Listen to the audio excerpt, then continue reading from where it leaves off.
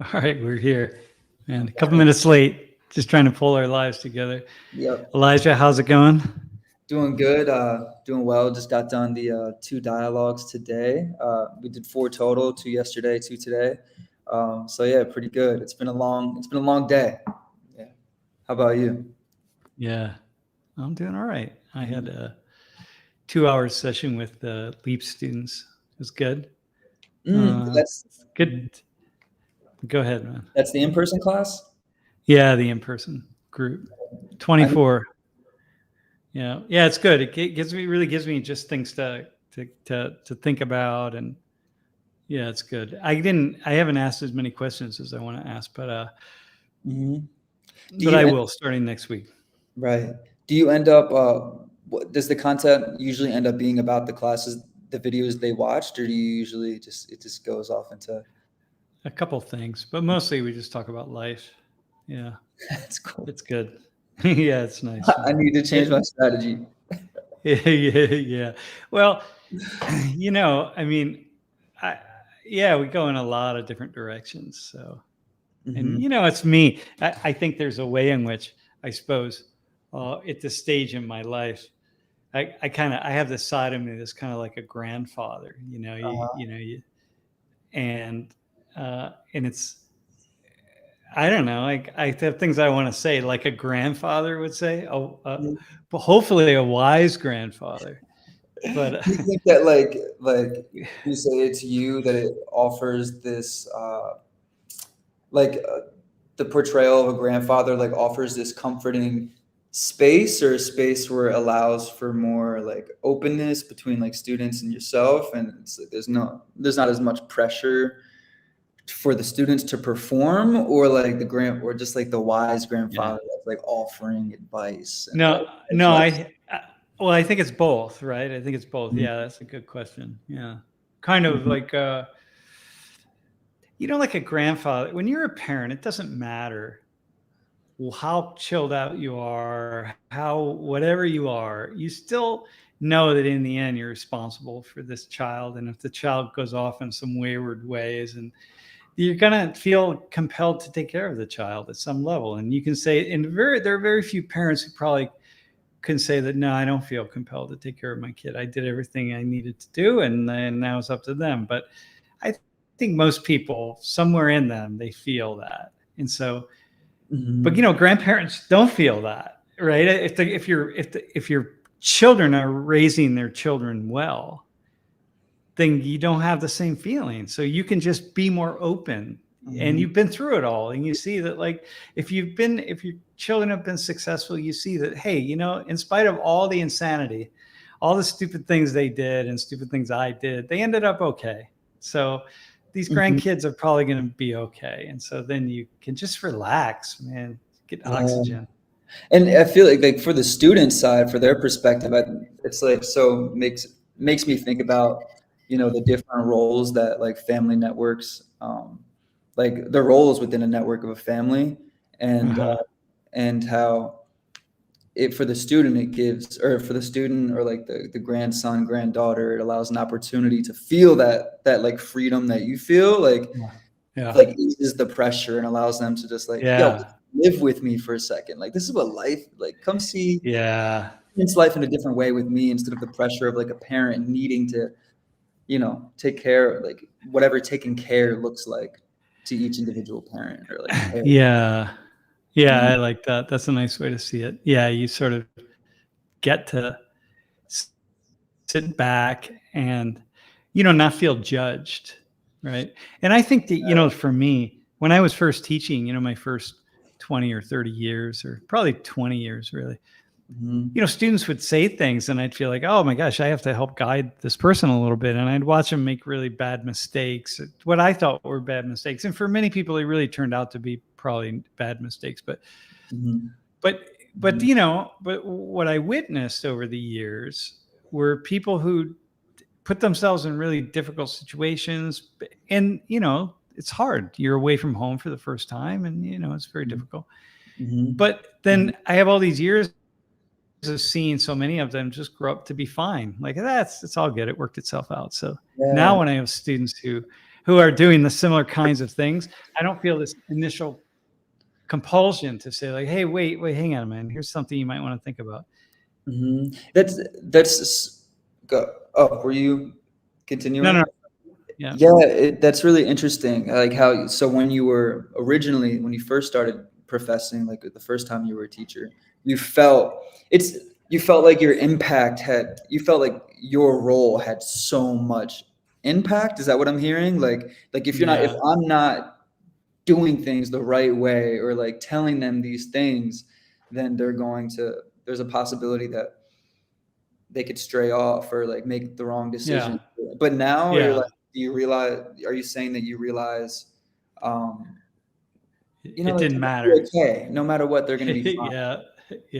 Yeah. Because, when you're off at a university like Penn State, let's say, right, where most people are commuting, are traveling to the school and living there from distances, far away, right? This is their primary home during these 9 months of the year. Right. There's like in loco parentis, right? You're Say that again. sort of the parents in loco parentis. We talk about it like you're like the parents in this place, right? And so the advisors and the professors and the administrators, like there's a way in which the university is offering that kind of space for people. It's not true at commuter schools, but it's certainly true at a place like here, where maybe maybe at most 5% of the students are commuting, right?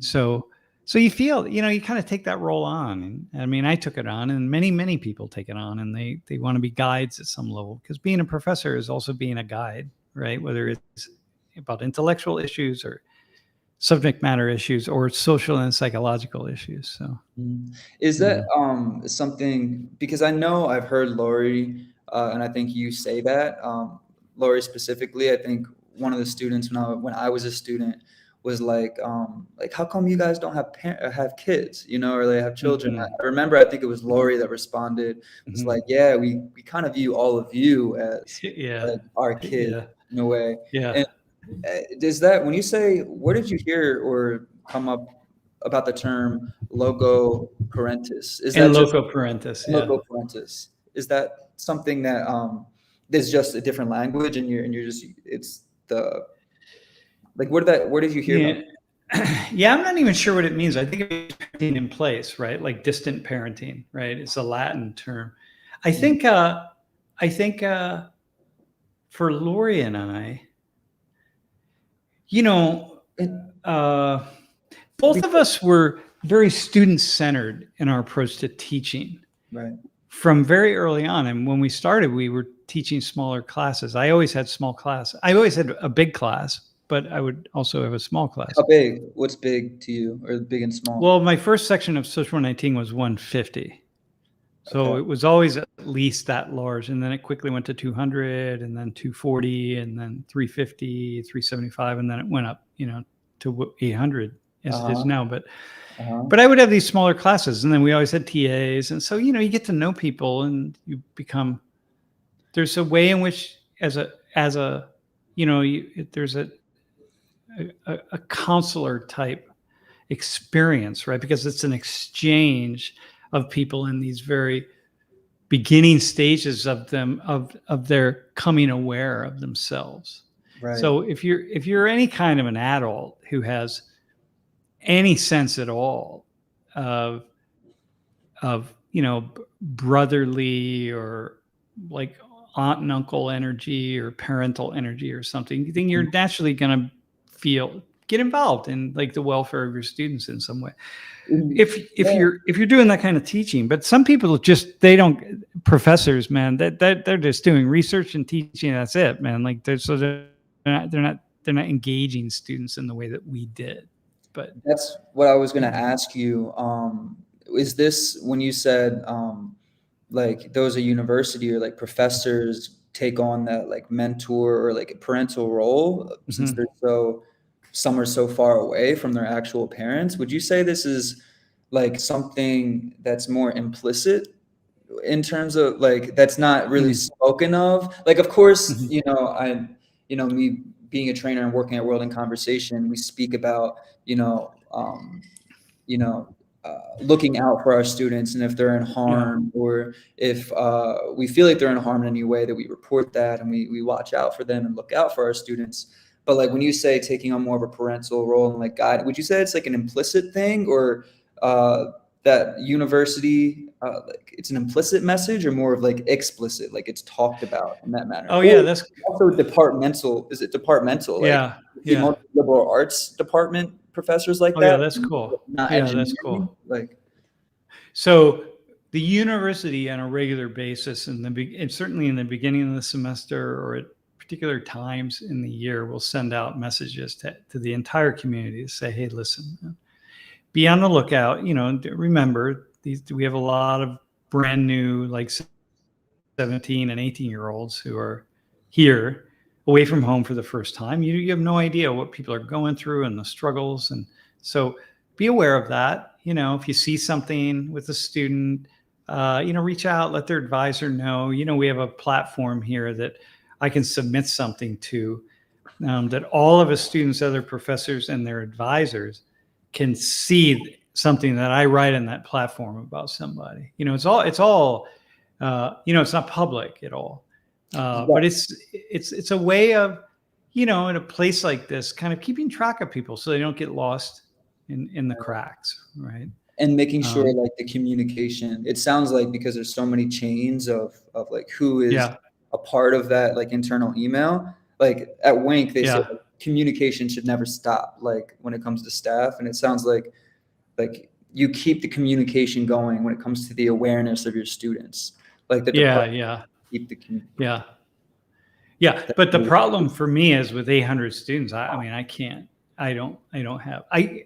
hasn't always been true, but now at this stage, it's really difficult for me. But I pull students aside, if I have a student that, I notice in class, I recognize them. I in any given semester, by the time we get halfway through the semester, I can know where probably 100 students are and where they sit. And when I don't see them a couple days in a row, maybe I'll like walk up the aisle before class and I'll be like, hey man, you weren't here last week. What's up? That kind of thing. So I'll do that sort of thing. But it's hard, man. I didn't go away to school at the age of 18. So I don't know what that really takes. And I know that, parents, the ability, the courage it would take to send my 17 or 18-year-old off to somewhere like this, right? And I was asking my students this morning, I'm like, hey, are you guys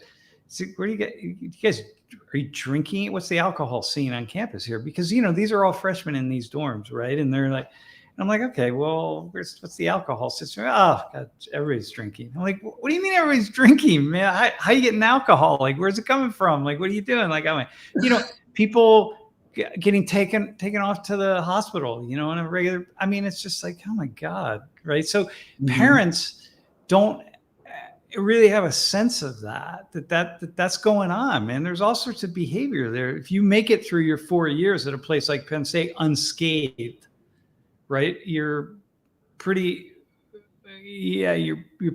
in the minority unscathed. But part of living is getting wounds, right? So that's part of being. I have a lot of wounds. We all have wounds. So I definitely have stories of being scathed.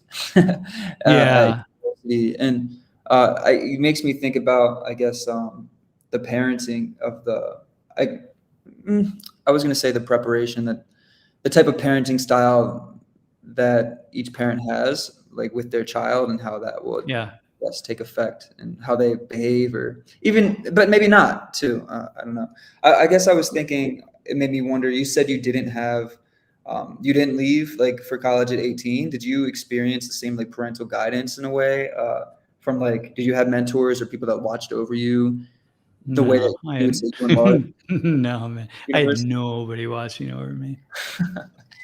Listen, man, when my dad died when I was 9, I really was, my mom was there, but my mom was working 3 jobs, right? So like I would come home, I'd put a breakfast together. I'd come home for lunch, make my own lunch, my brother and I, right? And then we go back, and I come home in the afternoon, and like, How old? I starting at 9, right? And sometimes my mom would come home for lunch, but it didn't matter. We still made our own lunch. It wasn't a big deal. We made a peanut butter sandwich, right? Mhm. But I really largely raised myself, right? And my mom, I was always really a kind of a mature kid. So my mom had an understanding of that. But I like, by the time I went off to college, let me put it this Which way. is how old? When I went to my Right. first, but hang on, I didn't go off to college. By the time I started college, I was still living at home, right? But I was working full time. I was playing in a band. I had a full life, right? Yeah. I remember I went to when I was a senior in high school, I went to a frat party at the university. Me and a buddy of mine, my cousin.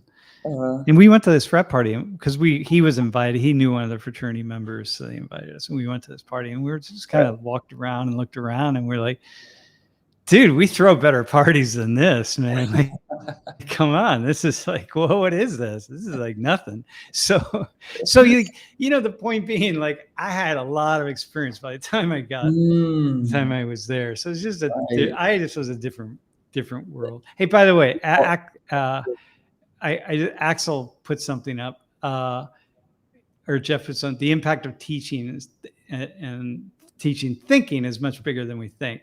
Yeah, that's right. Like, you're really, like, today I was talking to students about just some things they need to think about up here. Like, it's not just a game, like, to come up here and drink, right, and kind of hide from the authorities. I mean, come on, man. You gotta really be thinking. You might be doing some kind of fairly dumb things in the short distance, but you got to be thinking the long haul. And in the long haul, you want to make sure that you're making some really good decisions, or even a lot of the dumb decisions you make in the immediate moment.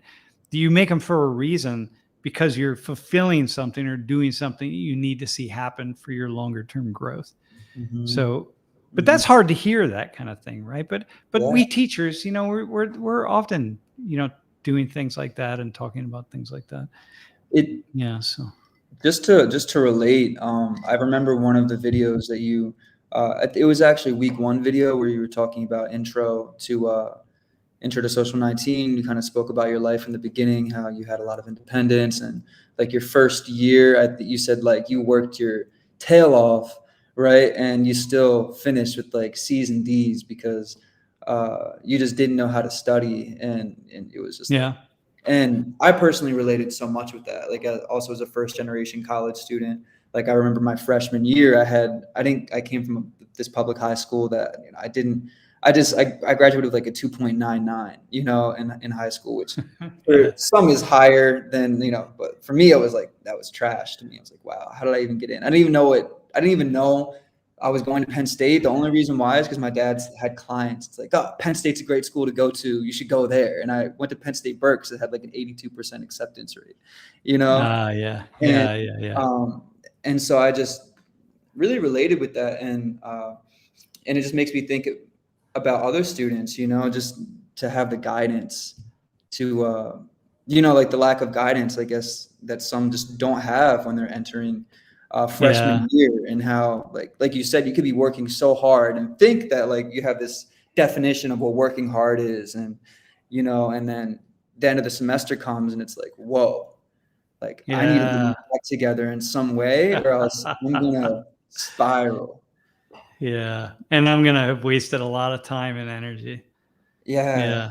People don't know that. I didn't know that. Well, that's why I was at the end of 2.5 years of college, I was still a freshman in terms of credits, right? So but it was cheap back then. I could pay my whole year's tuition by working for 6 weeks in the summertime. That covered everything, right? So, and you were that didn't matter, right? Yeah. It's interesting. Do you want to go into like to do the clips of the classes? I just wanted to check in because we could definitely keep going down this path. It's super interesting. Or we could figure is if there's anyone in the live stream that has questions. But what do you think? Is there any direction you think we should go in? Class clips, maybe stream chat. Yeah, maybe. Yeah, hang on. Drinking age is here Is being there a 2 years drinking sooner. culture? Is there a drinking Yeah. culture? Yeah, I'm surprised at a couple of things, right? What are those Yeah. things? Well, I'm looking at the comments by Wallflower, and I'm surprised at how much. First off, a lot of students don't drink. Probably about a third of all the students up here really are teetotalers, so they really don't drink at all. It just kind of barely, right? And maybe another like 20% they drink, but there's they just drink, right? They kind of drink in the way that I used to, which is rarely more than a couple of beers, at a time. But then you got half the students, man, that are they're just cranking it, man. And I just never know if their parents really understand that that's what's going on, or if it's a thing that, well, my child is not like that, or my child wouldn't do that, or my child's smarter than that, or my child, my child got really drunk and puked and that kind of stuff. But, it's going to happen once in a while to all of us, and it's fine. And Right. I mean, and maybe, I don't know, like maybe it's okay, right? But yeah, this is like, but here's the thing, right? College, we see a lot of alcoholism in college, and so half of all students engage in binge drinking, right? Yeah. So the way it tends to work is if you go to college for those 4 years, or maybe then a couple of years afterwards, you drink a lot, right? If you don't go to college, you're working hard and you're not drinking that much, right? But the alcohol consumption, for college graduates, it starts to level off and then even go down by your mid-20s. But if you don't go to college, it stays pretty level, and then it starts shooting up in your late 20s. Are those the statistics that you found, or like when you? Yeah, that's what I've always read and what I've seen, and so it's like, okay, I kind of, and so in a way, like it's like with crime and age, right? The reason, you don't see a lot of older people my age committing street crimes is because the ones who are going to commit street crimes, they age out. They've already done it, and it's kind of, so at a certain point in time, people go to prison for the last time. You know what I mean? When they're in their 40s or in their 50s, they get out of prison. If they're going to get out of prison in their 40s or 50s, like they got out and they're done. Like they age out, like but maybe if you're destined for that path from 16 through like your late 20s, that's just going to go, right? Was it like, was the trend like that for you when you began college? Because for me, I didn't start drinking really until, I guess, I did my senior year of high school a little bit, and then my freshman year is probably the most. And then it seems, thinking back and reflecting on my college experience, I definitely could say that it had that same trend, like in the beginning, I started to drink more, and then it started to level off. Was it like that for you, like in college? No, I drank more in high school. I had a fake ID, so I was buying alcohol starting when I was 15. I just, but as long as I was responsible, my mom let me keep alcohol in the refrigerator in our basement, right? So, and I was very responsible, I always had access to alcohol, but I was very responsible about it. So, and by the way, so you being mixed race, people who are mixed race have the biggest struggles with alcohol and other drugs, actually, with addiction regarding those. For me, I noticed I had my mom passed when I was 16, and I started to notice that's when I started to engage in more like just bad behavior, Risky. risky behavior, you know, like smoking weed more. My friends, I feel ashamed to say this now, but like they were like stealing at times from like stores, and like at times I got myself involved in that. And Yeah. you Yeah, I had know, a similar thing. yeah. Yeah. And Hmm. with my dad though, like he was he had a very like his life was pretty hectic growing up. He had like went through 15 school districts, 5 shelters. He, you know, went through a lot. And but when he was in prison, actually, like he founded like God, you know. And Yeah. so by the time my dad had me, he changed himself when he was inside the prison. You know, he Oh, got that's his cool. it's so cool. I have so much pride, you know, in my Yeah. dad just for what he did. And like in the Crim books, it talks about how like those that have they have great entrepreneurial skills, like when they're involved in like you know, like selling things, like, you know, and they create like an entrepreneurial mind that literally Yeah. happened for my father, you know. Yeah. And Yeah. but like by the time I was older, he was straight and narrow, you know, like Yeah. God-fearing man, you know, into Christ. So I and yeah, it was so he had a strong disciplinarian value of structure, and you know, Uh-huh. he Uh-huh. create that for me. Um, you know, yeah, Dude, that's the ideal. In an ideal world, you know, incarceration would operate that way, right? Because so many people just need a kind of really intense structure and then like a vision for what is possible. And man, if you can get, you know, this is like with Irvin, right? If you get hooked up with other incarcerate people who are incarcerated, especially old heads who like can help to guide you, mentor you, you know, then man, it's what an awesome place to be, right? That you're going to get things that you wouldn't get on the outside, because it's like you just got to slow down and look in a mirror every single day and say like, who am I and what am I doing with my life? Whereas if you're on the outside, you can just spin and spin and spin and never ask those questions, never have time until you end up in a really, really bad situation. that's That's so. yeah. Go ahead. No, go ahead, man.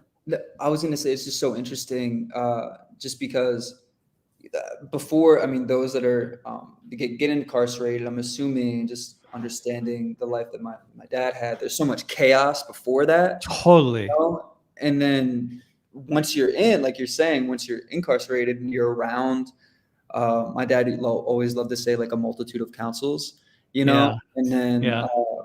that structure can then be built, and like pastors will come to the prisons and Yeah. like and speak. Yeah. It's uh, awesome. It's yeah, awesome.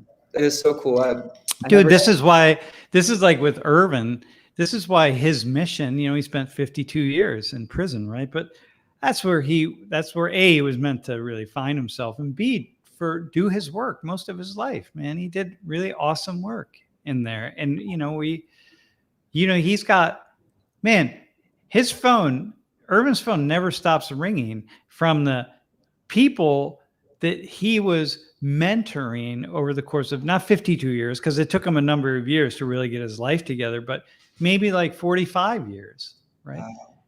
Imagine that. Like, so here's this guy, his phone rings, oh, that's so and so. Like, oh yeah, we were in together, 18 years ago or whatever. These are all people who he mentored, and you think, wow, what an awesome, they would put people in his cell, and the guards and the administration would bring people to him who they knew needed to be mentored. They'd be like, Irvin, you got to help us with this guy. Like, come on. And that's what the community becomes. And it's really awesome. Yeah. It's because I'm sure they were like, you need to speak to this man because you're the person that can relate to him. Yeah, totally. And that would have been like your dad probably had the exact same thing going on with him. Yeah. Yeah. And he would do the same thing. Like once he got out, I think he started to go and he would then talk because he was somebody that they could relate with, and like relate with that darkness, that coldness, that where you feel like you have nobody around you, and that's and you come out and you're seen as a bad person because you got caught which is the thing, right? Like, let's say drugs, which is usually mostly what it is. It's like, well, you got caught. Well, how many people are doing coke and crack and weed and selling weed? I mean, my God, the tens of millions of people, right? But they just didn't get caught. But somehow you get caught and you become labeled the bad person. Right. But then you have this big transformation, which is awesome. And then, you have to manage that on the outside because people are still going to see you in a certain way.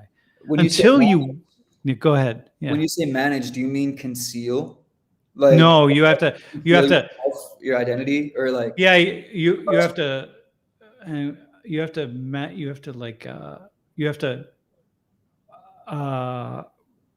work with the complex feelings that you have of, on one hand, pride that, wow, I had this really chaotic life. I did this one or two or whatever things that led me to be incarcerated. Right. mm-hmm. But then I had this really awesome, and then I had this really awesome experience of transformation. And now here I am living as this really transformed person, but some people see me back as this thing over here. So I have to like not see myself as that. Like I have to hold that off in my consciousness. I have to really focus on this side over here. So you're managing people's impressions of you and your own impressions of yourself. Like, so it'd be like your dad. Did I change enough? Did I build enough restitution into the world? Have you done enough good to make up for the harms that I committed or whatever? Although even if it's harm to oneself, it's like, all right, whatever. So I think that's what I mean by managing. Yeah, that definitely struck something for me. When my dad would talk about, like the clients that he has, and how he has to keep a lot of his cards close to him, and or else they'll view him differently. He feels that they will, and man, that's so interesting, just from the perception of what is it? Would it be self-efficacy or the feelings that what you feel like you're capable of once you're out? I think we think about that too, like what people feel like they can actually accomplish once they're out of it because of the narrative of what it means to be in there, and, right. And the mistaken narrative, right? Because people have the idea that prisons are extremely violent, that really horrible things are happening. Prisoners, if they weren't violent on the way in, they'll be violent on the way out because of everything that happened to them. So everybody who gets out of prison has experienced some horrific trauma. They've learned to be really aggressive and mean and fight. And so everybody is a dangerous criminal now. They weren't dangerous when they went in, but they are now. And that's the narrative. And so you got to but that's not true. Prison is mostly pretty boring. And it's mostly very, very boring. It's a lot of time you spend passing the day with not a lot to do. Right. Increasingly, if you have a television in your cell or music or something, but like prisons are, and if you read, I mean, there are a lot of things, but yeah, so that's got to be hard.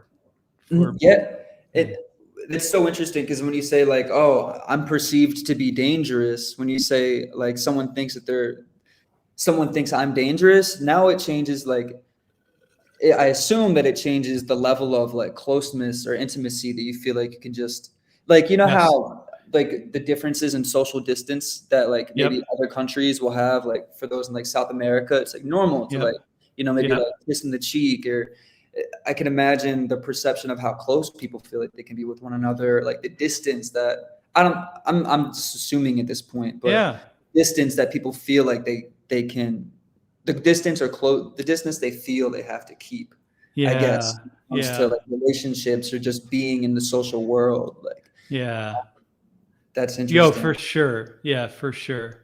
And that you have to, and most people who go to prison are there for nonviolent offenses. Okay. And increasingly, it's like certainly related to drugs use. And I mean, it's like self-harm, right? So it's nonviolent offenses. But if you ask people, if you put the word prison, prisoner, and violence, those three, that's a nice triangle that it's really easy for people to make. But, it's not prison, nonviolence, and prisoner, So That's something that you got to be reminded of all the time. So if I'm like your dad and it's a nonviolent offense, right? Yep. Yeah. So but you know implicitly that the moment you say that, people's minds go to violence, and so it's like, okay, well, that's not. You struck something that actually relates to a question that I had, and I think maybe I can, because I'm looking for it now in the document, but I kind of don't feel like trying to look for it. But I remember in one of the videos you spoke on in week 2, when I think it was like check your privilege. I'm pretty sure. But you were asking how, or it was the oppression one. You were asking one of the students, do you think the word oppression kind of brings people close to each other, or do you think Right. it separates people? And you were like, if the guy over here in the audience said he was oppressed, like, I'm not sure how like drawn like I would feel like to sit next to that guy. And then I don't. Yeah. Go ahead. Keep going. And it just made me elaborated on that moment, and I was just like, how it made me want to ask you like how divisive or an inflated. You also mentioned the word inflated and how you feel like this was different, but you said how grades, if grades are inflated in the system. And so it made me wonder, how often do you think like these buzzwords like oppression, privilege, discrimination are like inflated and contribute or not to like the divisiveness and or because the narrative, like then it's like, oh my gosh, like I don't know. Are you following what I'm saying? Yeah, dude, I'm totally following you. Here, Okay. I'll give it. I watched a video a couple days ago of this guy talking about child slavery.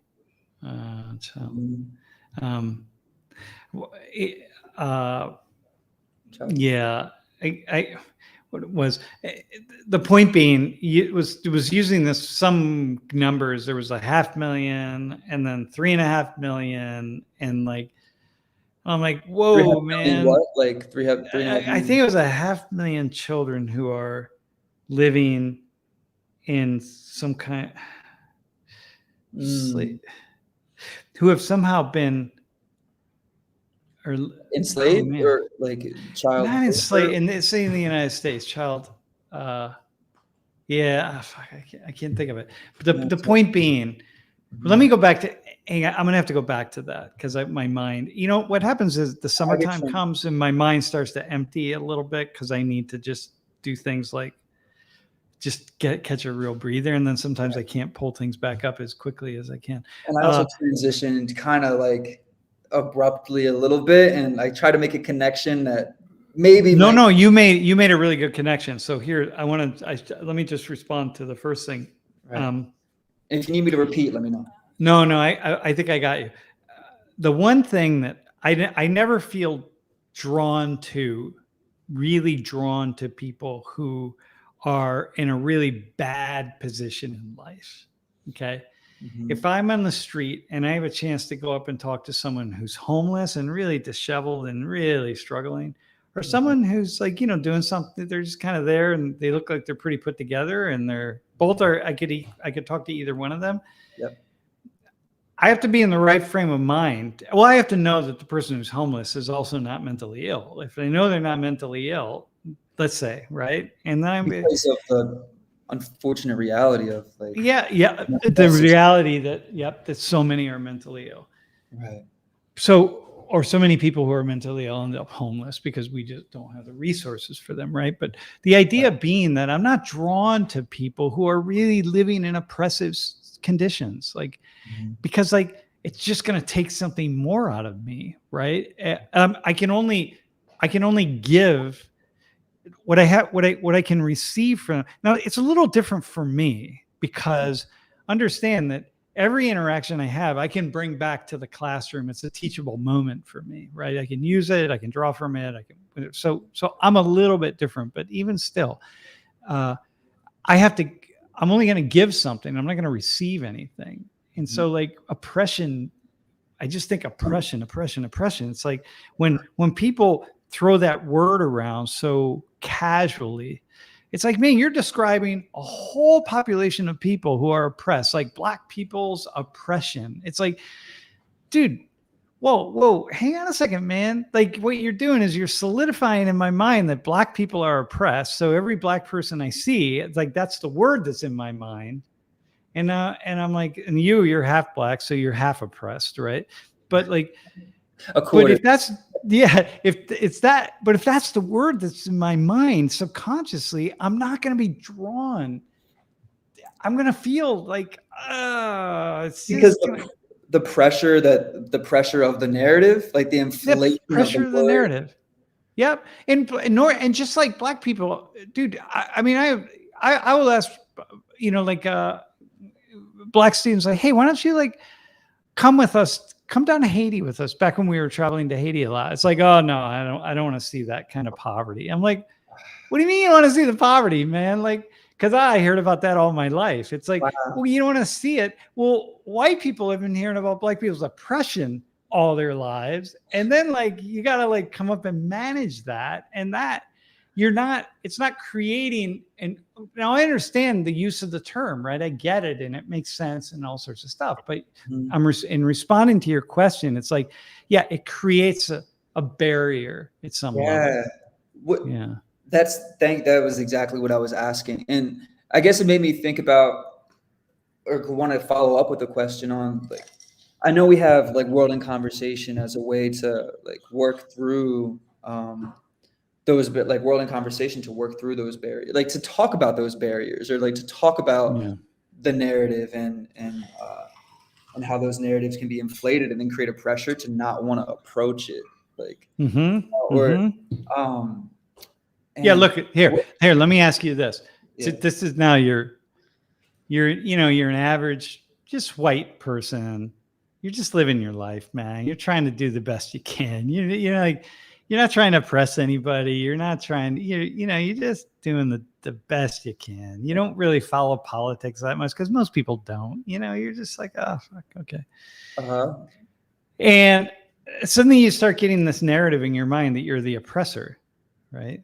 You're like, wait, what?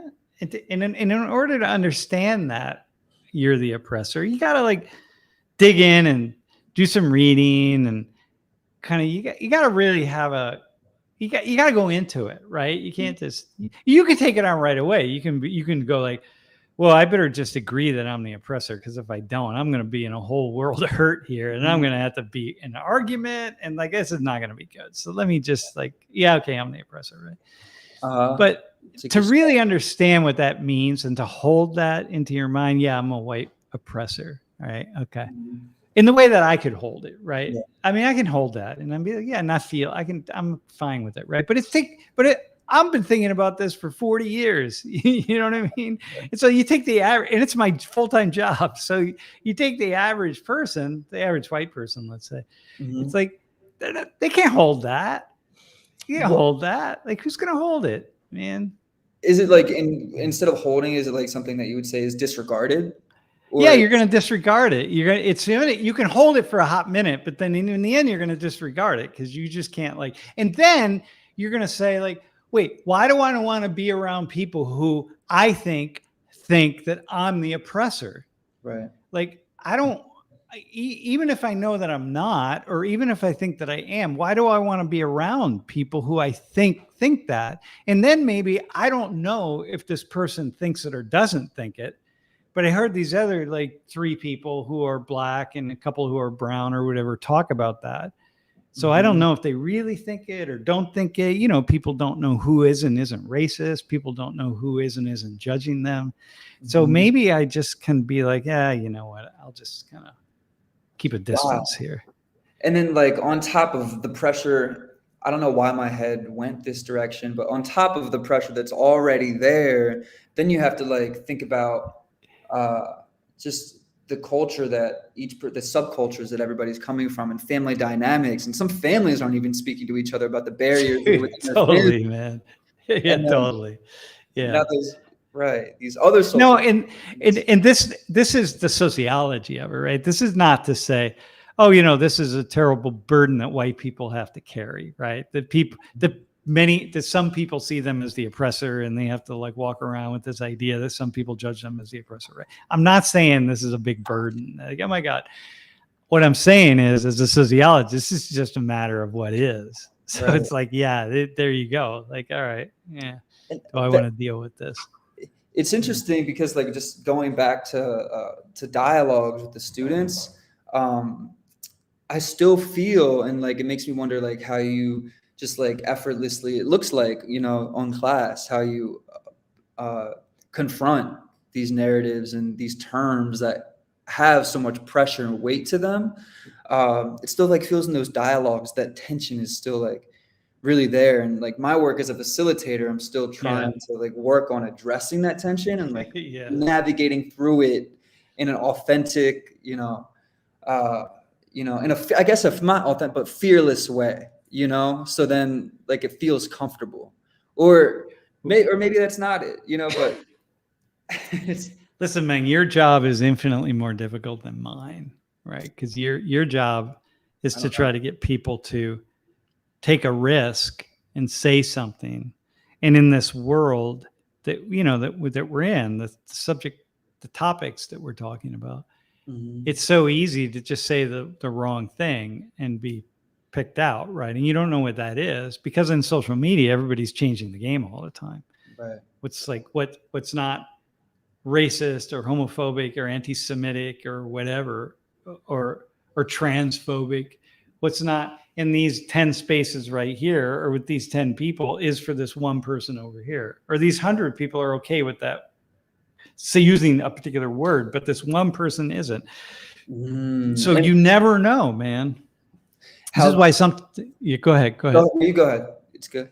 No, this is why sometimes I, you know, I just bust through it, man. And I have to say, dude, that is not a racist statement. That's not homophobic. That's like, I'm going to be the teacher here. And no bullshit. I'm going to call bullshit on it just because one person says it on the live stream or whatever, on the chat or who knows where.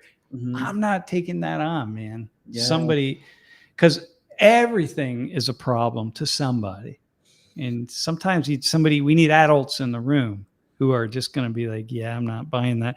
And so I see myself as one of the adults in the room Mhm. of these issues. So that's what this whole class and this live stream and these office hours are about. And so, and like to me, like when you say that, it feels really disarming because there's like one person uh, uh, that's just, I don't know what the word would be, advocating or just it. I don't know how to describe why it feels disarming, you know. But like when you take on that role, it does feel like that. You know, there's like a relief in the room. Like, okay, someone's taking on like this role, responsibility to, I don't know. I Yeah. don't know. Yeah. Um, Yeah. yeah, that's, Well, I guess that maybe that's like the grandfather thing, right? I don't know. Mm. Going back to that, maybe that's kind of, look, I don't have the answers, and I don't feel like just because I think something is or is not okay or whatever, I don't think that I'm right. Right. Whatever, right? I don't think that, but I think it's probably, given that I'm how deeply invested I am in the ways of thinking of young people, and I have lots of people like you who are kind of checking and who are going to stand up and say like, yeah, hey, no, don't say this or don't say that. Mhm. And I'm listening very carefully, right? Mhm. And given that, I think I'm probably better positioned than most people to be able to Right. say like, hey, you can go ahead, you can say that, or Yeah. you probably don't want to say that Yeah. or do or whatever. Yeah.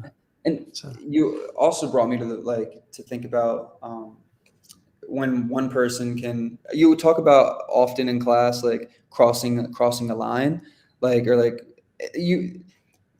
you did mention like one time in class, like, oh, like I'm building trust with my students. Like in the first class, you think I'm just standard white guy that's like just saying stuff. yeah. And then as you start to get to know me and understand like how I'm holding the classes, that line that maybe at first was like back here is now up here because of how you trust me. And then the more that you approach that line, the more comfortable it makes others maybe to like approach that line as well. You know, and like, that's just the role of the facilitator. The more risk that I'm able to take, you know, in like crossing these lines, or maybe not crossing the line, but addressing the line, or the more comfortable it can make everyone else.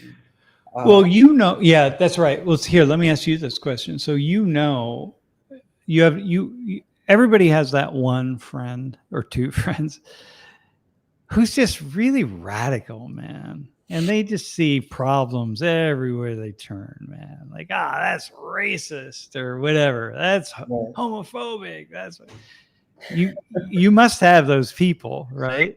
I think there's a person that comes in mind. Like, okay, yeah.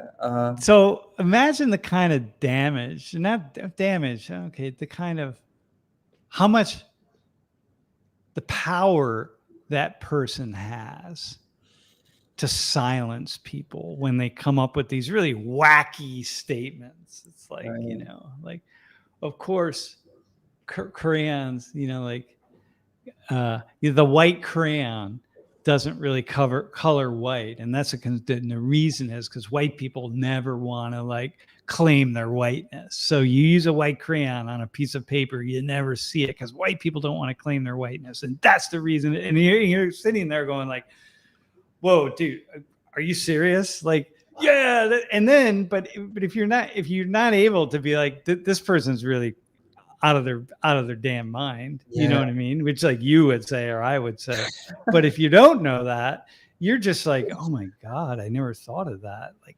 oh, God, you know, okay. Could you give more insight into your understanding of like how come like white people don't want to like claim their whiteness? On like like how are you understanding that? Well, when white people came to be white, when we finally became white, right? You know, for the whole first part, the entire, like, let me just stick with the United States just for a second. I can go to Europe too, but we can just do it right here. All the white groups that came over were identified as races, right? So the Polish race, the Irish race, the Italian race, the Czech race, the Slovak. You know, they were all viewed as racist. Yeah, the races. Race. It's like a race. It's not an ethnicity. It's a culture. It's a race. It's actual people. I mean, it's a completely different world, right? And race and culture, they sort of just became fused, right? But at some point in time, white people started to be put together, like different groups were allies. You know, it became like the early part of the 20th century. It's like Protestants and Catholics. So like the Southern Europeans were all hated by the Northern Europeans, who tended to be more Protestant, and the Southern were like, and this transitions right into class 5. Let's talk about skin, by the way. Let's transition into that right here. But so the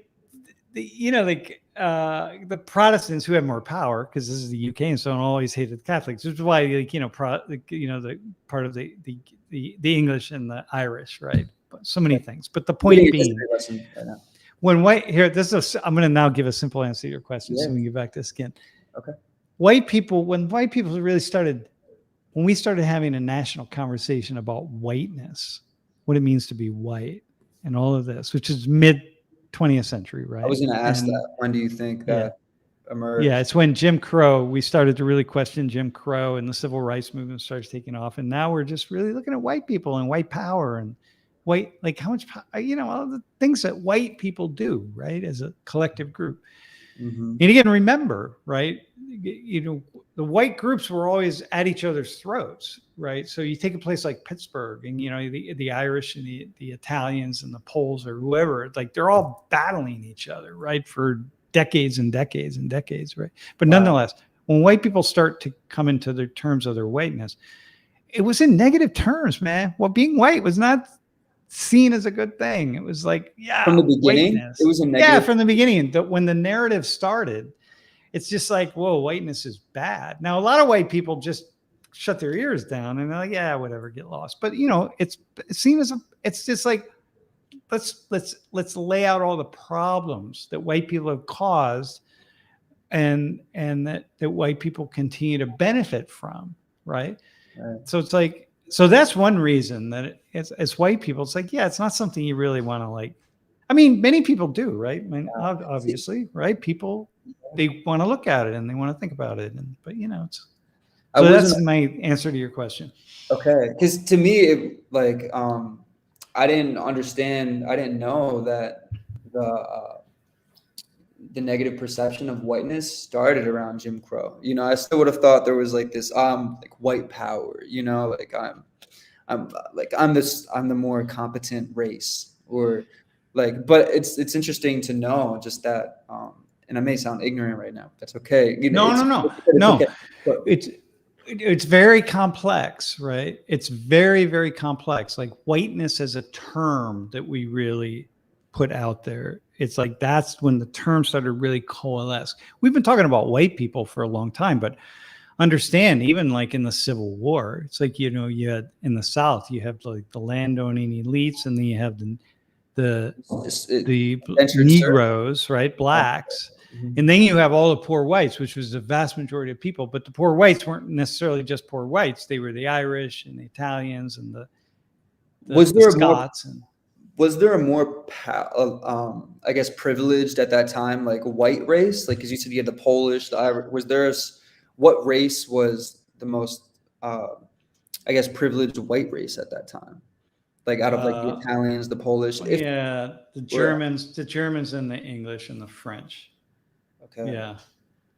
Dude, like the Irish. I had this book that I used in my class years ago when I taught this 400 level class on inequality, and they would talk about how like the Southern landowners, when they were building all the canals in Louisiana, whenever workers were dying from any number of mosquito-borne diseases, right? Like left and right. But, what's that? Oh, I'm just clarifying. You said in Louisiana and Louisiana in the South, all in the whole Southern tier, but in particular Louisiana. This book was that story, and slaves were building the canals, right? But slaves were very expensive here in the United States. To own, especially a male slave, was very expensive. So, on average, back in in 1860 or so, I think I remember the average was the price of a decent car today, right? So imagine you're going to take your car, you spend $30,000 or $35,000 for a car, right? So you spend that, and you're going to take that car and you're just going to abuse it. Like you don't do that. Like, this is like, come on, man, this is a huge investment. So they would bring workers, Irish workers, shiploads of Irish workers down into the South to work on these canals, because the Irish would die. This was like, they were tracking all this. If the Irish workers died, well, they didn't owe anybody anything, and so they would just die, right? And they were Catholics, and so they were less than anything. So it's that kind of stuff, right? It's incredibly complex and fascinating. That's so interesting, because there is a moment you started to talk. I think you spoke on in class, or it used to be like, it's interesting how polarized, like the different types of polarization, like religious polarization or like racial polarization, or and it makes me think about like globalization and how we still have the effects of like systematic racism, and it also makes me wonder, like, are we headed towards more of like a classist polarization, like, because we have many different races that are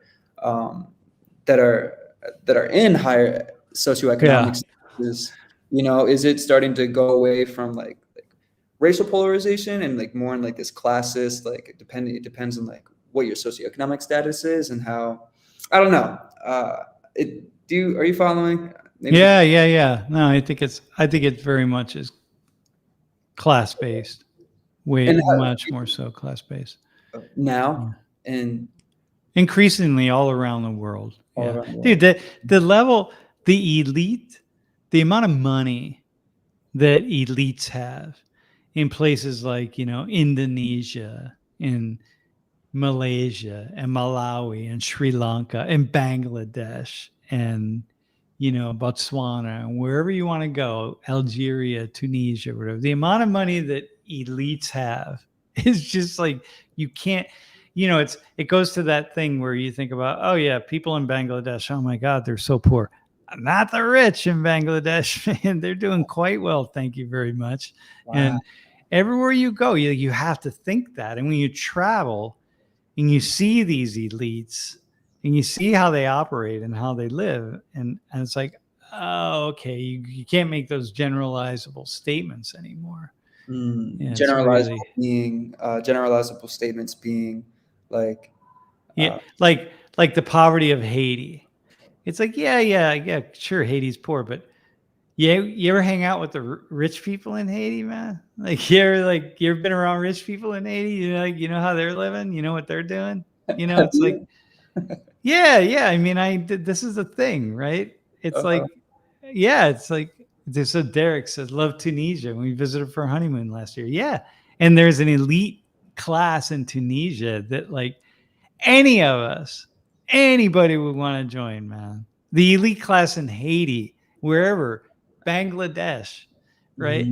Anybody would be like, oh yeah, I'd take that. I'd live there. It's a hassle. It's just tough. In these other countries and areas, would you like, is it more dominated by like classism, would you say, rather than like, how much of a special case, and I don't know if this is, again, possibly something ignorant, but is like the race problem in like the West versus like, is it more, because now it seems like there's like a mix of this polarization, classism and racism. And would you say in other parts of the world, it's like mostly a polarization due to classism and not much because of race? Or that's a really cool question, by the way. Yeah, it's a really, really cool question. I think we think it's all about race. And it's more, in most places around the world, in my experience, it's more about class. And class can just explain so much. Now there are places like, in Sudan, in the South Sudan. I mean, we can look at places where race comes in. So yeah, you see that, but it's not it's just not. Yeah, it's really very much about class. Hey, by the way, okay, so we're at an hour now, and we haven't talked about any of the things that we were supposed to talk about. Okay, so let's talk about skin. We did the egg. We didn't really. We did a little bit. Like there were some parallels, I feel. Yeah, you're kind of talking about it now, actually, with those questions, and I think this is. But what you pointed to with your question is this. This is one of those things that you have to get out of your world and you got to go see how other people in the world are living and operating and what they're thinking. And it's not all about race. And, you talk about racism everywhere. It's like, okay, well, do you know how elites in Africa are living, man? Like, you know what I mean? Like, do you know like what the elite status of elites are in Africa? And do you know how much they disparage everybody who's not elite? And do you know how much they use and abuse other people who are not elite, who are also black? Everybody's black, right? Like in sub-Saharan Africa, it's like, are you in that? Are you rocking it? Are you feeling it? It's like, don't just people throw these things around a lot without having the experience of seeing and living in this world. So I remember, just like you're saying, like in group racism, like intergroup, or in group racism, or maybe not racism. It's just like it's just a bigotry against people who don't have what they have.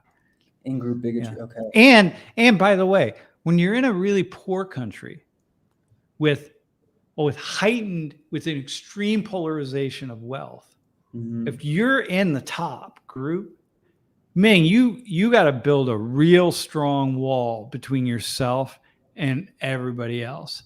And that also includes a psychological wall, because when I'm in Haiti, with my friend Ernso, and Ernso's middle class. By Haitian standards, he's upper middle class, right? But he's not upper class, in Haiti at all. But Ernst's a different story, right? He started with nothing and came to the U.S., made some money, went back in Haiti, invested it, and started building businesses, because he's an entrepreneur, right? So he didn't come from like family money, but he's really hardworking. The guy never stops working, but and creating jobs and so on. But when you're with him in his car, and every single time the car stops, there's like 3 or 4 kids surrounding the car with dirty rags trying to clean the window off. And they only make it more dirty because the rags are so dirty that the windows are just more dirty when they finish. This is what they're trying to eat, man. These are kids. They're trying to bring a few goods home for their parents to have a bag of rice or something, right? And so you got to be in your car and you're sitting like this and you're looking straight ahead and the kid's cleaning the window. And like after he makes it more dirty than it was, and you're just like, oh man, okay. Wow. The kid's knocking on the window, boom, boom, boom, boom. And you're like, okay, I got to roll my window down. I got to give him something. But so I got this big thing of coins here, but at some point in time, but the problem is I'm going to go one more block and I'm going to stop again. And there's going to be more kids doing the same thing. Right. So at some point in time, you have to develop this consciousness where you start ignoring certain people because you have to ignore them because the privilege, the poverty is so immense that you just cannot fix it. Wow. And so that's that wall. Imagine now being super elite. You just cut yourself off from the rest of the world as much as possible because you can't live in that, man. Nobody can live in that.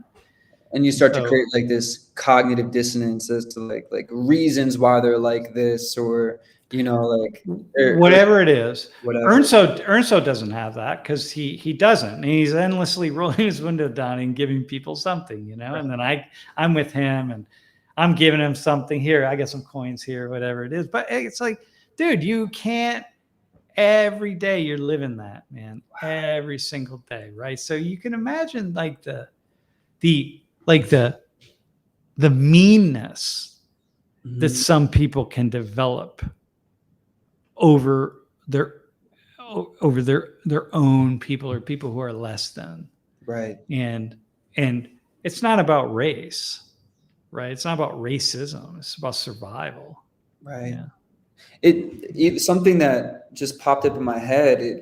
I don't think I've ever been in the US. I haven't been out in the States often, especially not in areas where it's just like I've been to like resorts or you know what I mean, but never really gone to the local areas. But when I'm in the cities in the United States, I never usually see like those that are impoverished, like trying to wash a car or like trying to not usually like trying to do something to receive, like the kids were like trying to wash off your car a little bit to like receive something. So it made me think about the different types of, I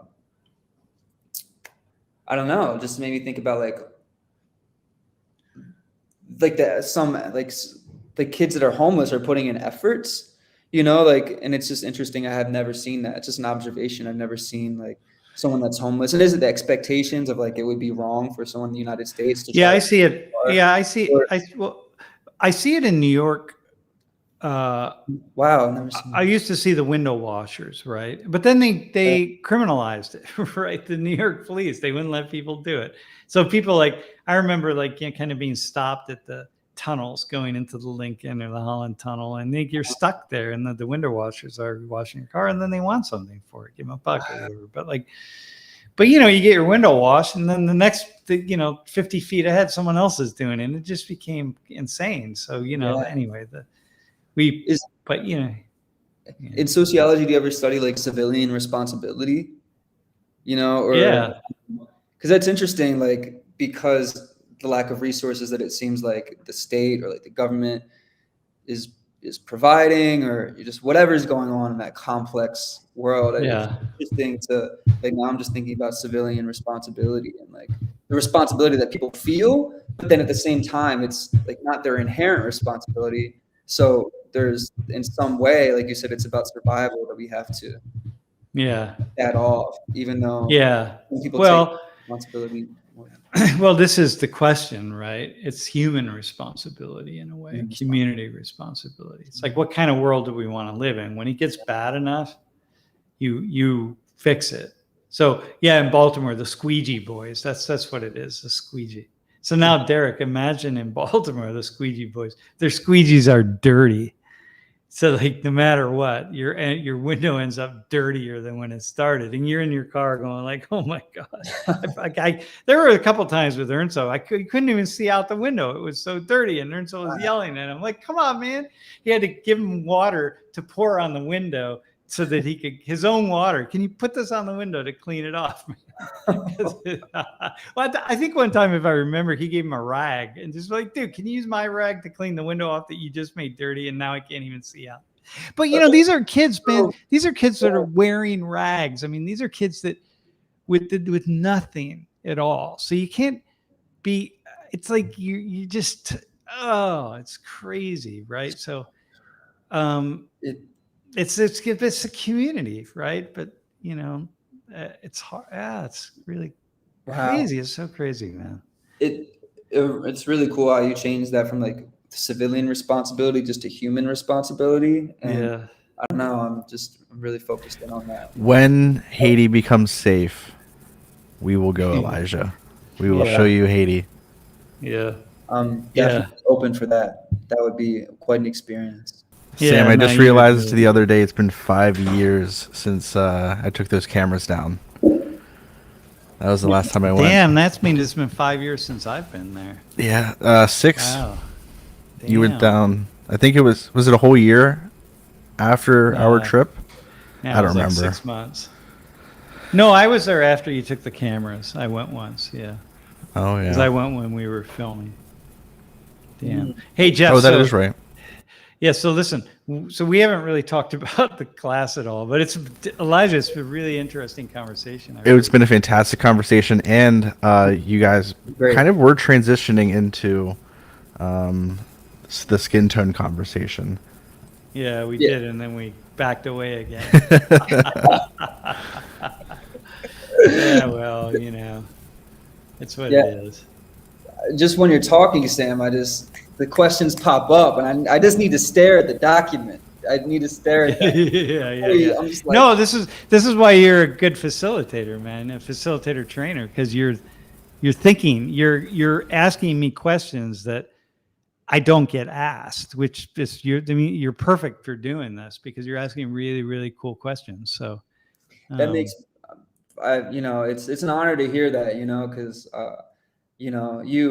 you and Lori, like you said, you're to be able to just to learn from that, because of course Lori says, and like you say, there's natural facilitators in the world, but like I gained this information from the education that I've been privileged to learn from Social 19 and World in Conversation.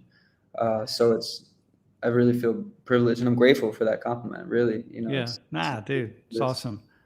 The other side that's really important is you're also asking questions with a beginner's mind, right?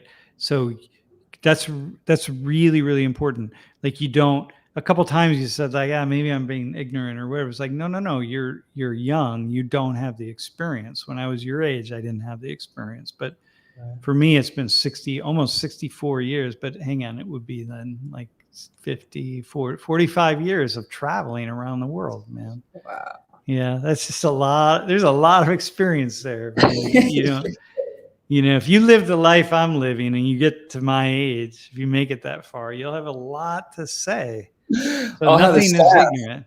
Yeah. At that point. Yeah, have your beads and then staff, you'll be all good. No, sometimes I forget that, but no, you're asking, they're really, really good questions, and it makes me feel like, okay, we don't have to go to the document, but I appreciate that, Sam. Really. Hey, but you did have one question, right?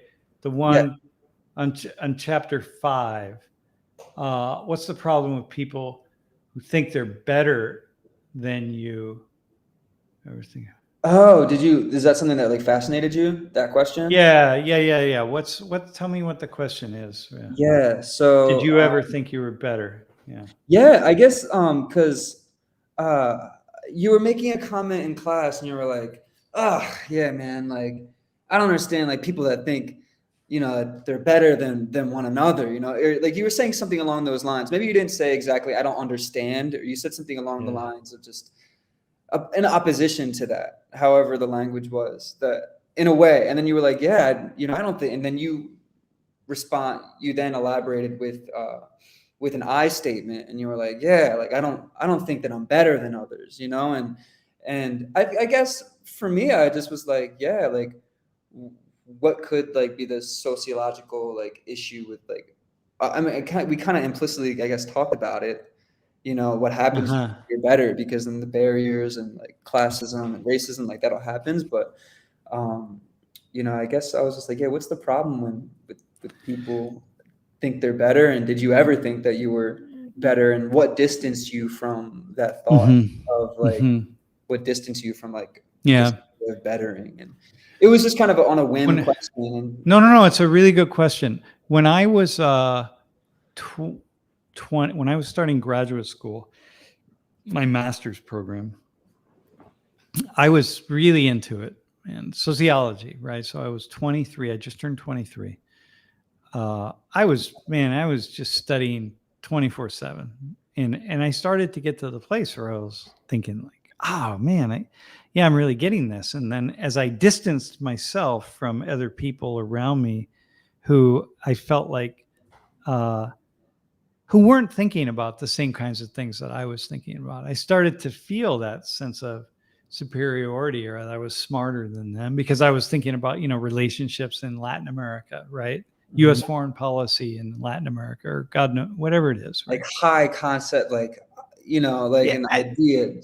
just knowledge, Right. like the dictatorship in Indonesia, Suharto in Indonesia, or what's going on in the Korean, the Korean government, and whatever, all these places, all these things, the Japanese economy, like I'm just boom, boom, boom all over.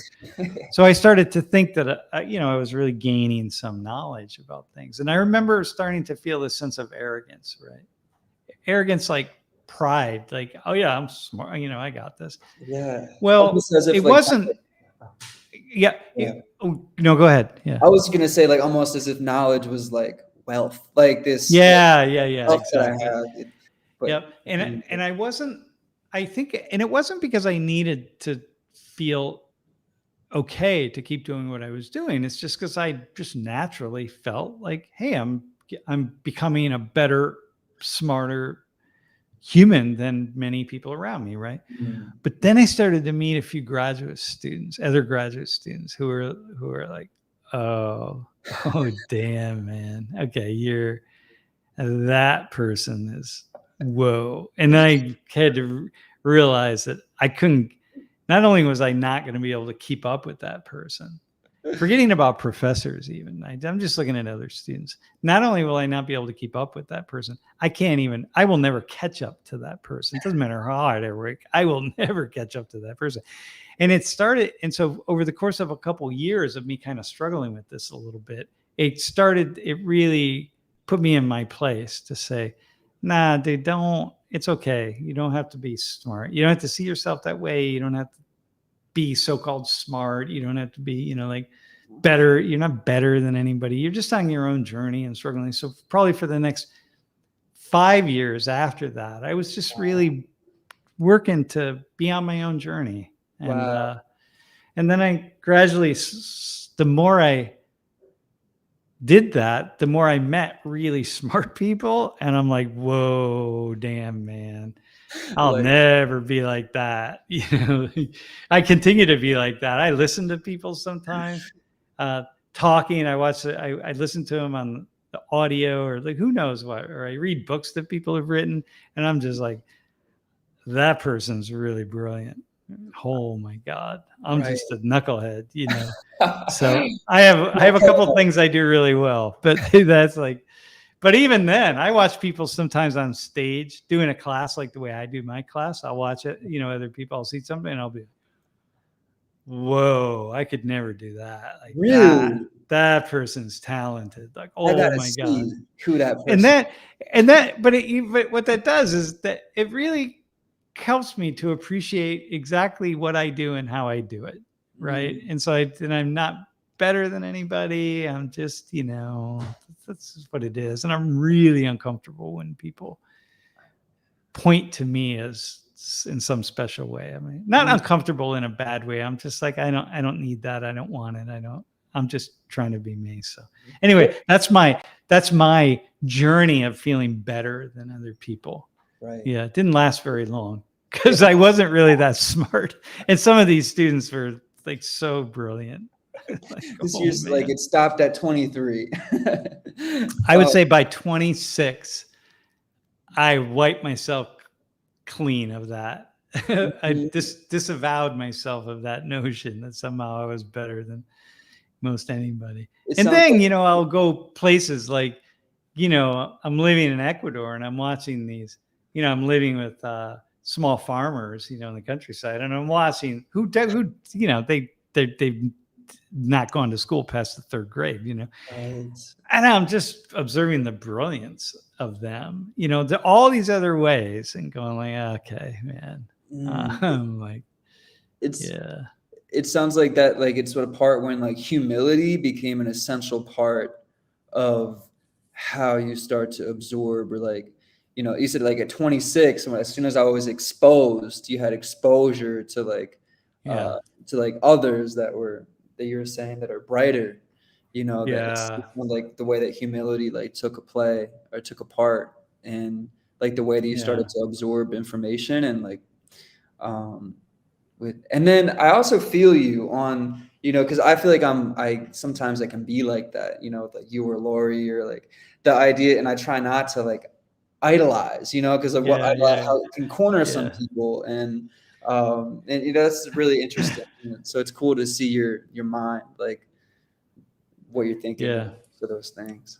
That's I would say, cool. hum- I've never met, I've rarely met anybody who is a brilliant thinker who is not also pretty humble. Yeah. Because Mm, the more brilliant you are as a thinker, the more you see how much you don't know, and you're humbled by how much you don't know, and you never will know because there's not enough time in the world in any one single life to know all the things you could know. Yeah. that loops right back to the week one when we talked about people with certainty. Like, Yeah. Yeah. Certainty, man. It's like, where do you get that certainty from? Because like I sometimes I'll watch people who are really, I'll listen to them who are really, really certain, and I'll watch a video and they'll be like, "Oh, whoa, man, oh, that's really intense." And I'll go to the chat and I'll be like, what are people saying about it? And someone will be in the chat going like, "Okay, listen, man. First off, that's completely wrong, and here are the reasons why." Da, da, da, da, da, da. And I'm like, "Whoa, okay, hang on a second." And then someone else adds on like, "Actually, you're right, but you're not right. So here, let me add all these other things." Da, da, da, da, da. And then I start going, oh man, like, whoa, now I don't know. Now I'm going to need a week or two to dig into all these things. But it all starts with the very first person who's so certain, who I thought like, wow, that sounds really smart. And then I realized that maybe it wasn't smart at all. You know what I mean? Yeah, it's the like, Dunning-Kruger effect in Socrates. It's oh, really? exactly Is that what it's called?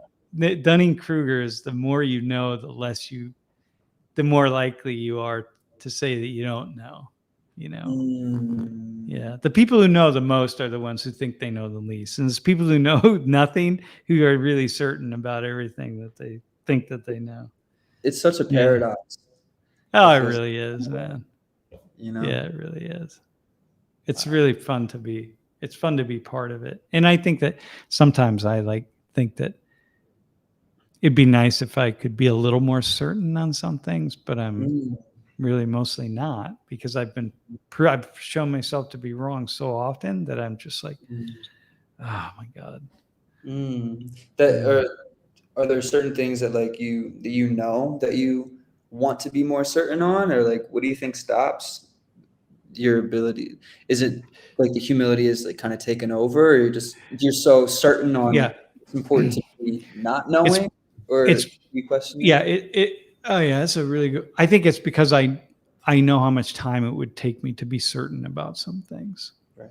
The things that are worth being certain about. I mean, there's some things that are like, I mean, know the brightness on this computer screen is turned up higher than the brightness on that one. You know what I mean? Like, I'm certain of that. I think I am anyway, but I don't really understand. Is light a wave or a particle or whatever? I don't know. Maybe it's not brighter. Maybe it just looks brighter because even that I've gotten uncertain about. Causality. Dude, the things that are worth being certain about are the things that are most complicated. So it's like, wow. And so it's almost better. I don't know, not better, but like just to stay in that place of curiosity, you know? Yeah. And know that I'm going to give it my best on certain things to learn as much as I can. But mostly I just don't, I'm not going to have time. And you specifically said that in class, you know, you're like, you know how much time it would take me to know everything? Like, to know everything about this? That is just, come on, man. Like, I can't be an expert on everything. Yeah. That's what makes teaching so difficult. Yeah. Especially a class like this one where it's about so many different things. So, yeah. Hey, listen, man, we're an hour and a half in. Maybe we should just kill it. And like, how about it's both a particle and a wave. Yeah. Right. Okay. All right. It's either Axel just like, it's both a particle and a wave.